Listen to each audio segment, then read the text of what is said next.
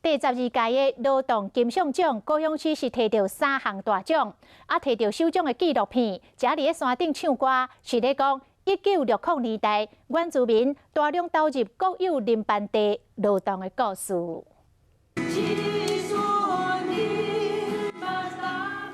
这是一部纪录片，向伫山顶唱歌。这是1960年代原住民投入国有林班地劳动故事。晚上的时候，他们会围在一起，然后大家就是你一句我一句这样一个旋律，然后接力的唱。这样久了之后，这个歌曲就流传下来，变成他们一个非常特殊的文化。这部片在2019年劳动金像奖摕到纪录片的首奖，二奖是这部《大影人生》。